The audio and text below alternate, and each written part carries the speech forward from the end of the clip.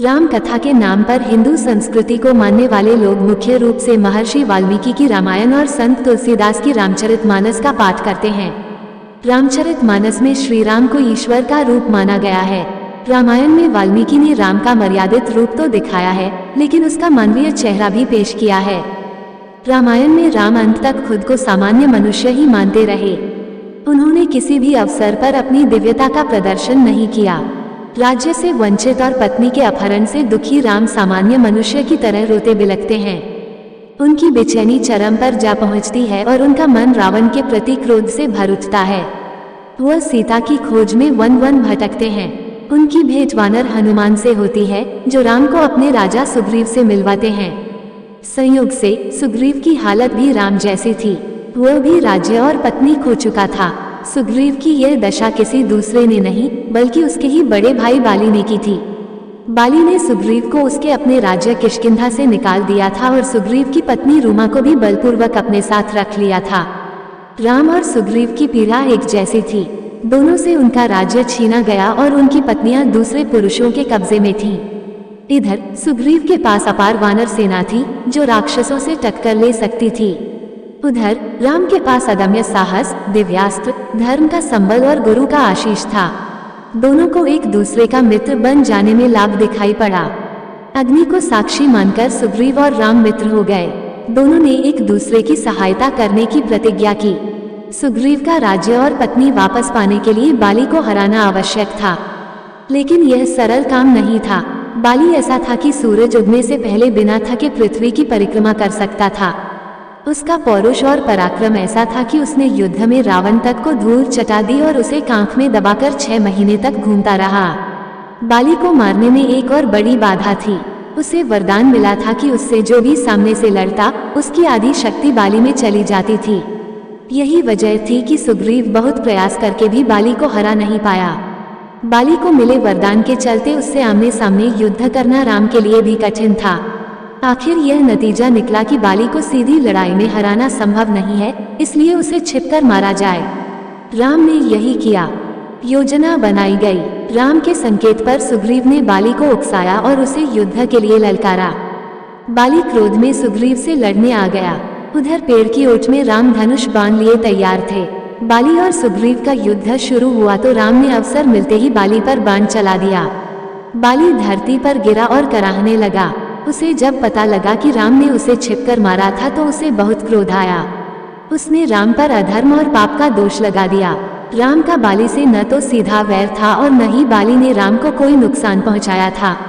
बाली वध की घटना ने राम के निष्कपट जीवन पर हमेशा के लिए एक सवाल खड़ा कर दिया। लेकिन राम ने जो किया उसे सही संदर्भ में समझना जरूरी है। राम चाहते तो शांति से खड़े रहकर बाली के मरने की प्रतीक्षा कर सकते थे, लेकिन उन्होंने ऐसा नहीं किया। राम मनुष्य रूप में दिव्य चेतना का स्वरूप थे। उन्हें पता था कि आगे चलकर यह घटना जनमानस में धर्म अधर्म को लेकर दुविधा पैदा करेगी। वो यह भी जानते थे कि बाली के मन में भी अपने हंता यानी राम के प्रति दुश्मनी का भाव होगा और वह अंत समय में राम को अधर्मी मानकर ही परलोक सिधार जाएगा।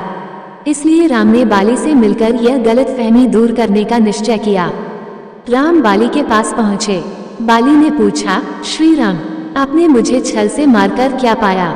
उसने राम को अधर्मी और पापाचारी कहा। बाली ने कहा, हम तो वानर हैं, इसलिए हमारी बुद्धि पशुओं के समान है, लेकिन आप केवल मनुष्य ही नहीं, राजा भी हैं। राजा के 4 गुण बताए गए हैं, क्षमा, दान, धर्म और सत्य। फिर आपने मुझ निरपराधी को मारकर धर्म का उल्लंघन क्यों किया? आपने सीता को खोजने के लिए सुग्रीव से मित्रता की, लेकिन मुझसे आपका क्या वैर था जो आपने मेरा वध कर दिया? मुझे मरने का दुख नहीं है, दुख यह है कि मेरा वध छल और अधर्म का सहारा लेकर किया गया। राम का सोचना सही था। बाली ने उनके आचरण पर प्रश्न चिन्ह लगाए और उन्हें अधर्मी घोषित कर दिया। बाली के आरोप के जवाब में राम ने कहा, बाली, तुम मुझे दोष दे रहे हो क्योंकि तुम धर्म और लोकाचार के बारे में नहीं जानते। देश में महाराज भरत का शासन है। उनकी आज्ञा है कि जहाँ भी अधर्म दिखे उसे समाप्त कर दिया जाए।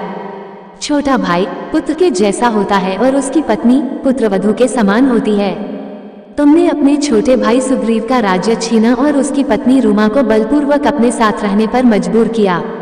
यही नहीं, कामासक्त होकर तुमने रूमा के साथ पापकर्म भी किया। यह धर्म का सीधा उल्लंघन है। इस अपराध के लिए मृत्यु से कम कोई दंड नहीं है। तुम्हें मारने का दूसरा कारण यह है कि सुग्रीव मेरा मित्र है और मैंने उसे वचन दिया था कि मैं उसका राज्य और पत्नी वापस दिलवाऊंगा। बाली, मैं महाराज रघु का वंशज हूँ। मैं अपने प्राण तो दे सकता हूँ, लेकिन अपनी प्रतिज्ञा नहीं टूटने दूंगा। कोई पापी अगर राजा से पाप के लिए क्षमा मांगे और राजा उसे क्षमा कर दे तो अलग बात है, लेकिन धर्म कहता है पापी को दंड न देने से राजा खुद पाप का भागी बनता है।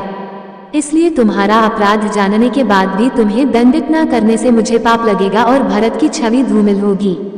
छिपकर तुम्हारा वध करने का तीसरा कारण यह है कि तुम शाखामृग वानर हो। धर्म को जानने वाले बड़े बड़े राजर्षि भी फंदा लगाते हैं और छिपकर छल से शिकार करते हैं। इसलिए तुम्हारा छिपकर शिकार करके मैंने धर्म का उल्लंघन नहीं किया। श्री राम का यह उत्तर सुनकर बाली ने स्वीकार किया कि सुग्रीव का राज्य और उसकी पत्नी छीनकर उसने भारी भूल की।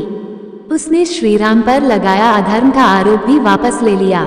राम बाली के इस संवाद से साफ है कि राम पर लगा यह आरोप झूठा है कि उन्होंने बाली को मारकर धर्म का उल्लंघन किया। बोलो सियापति रामचंद्र की जय।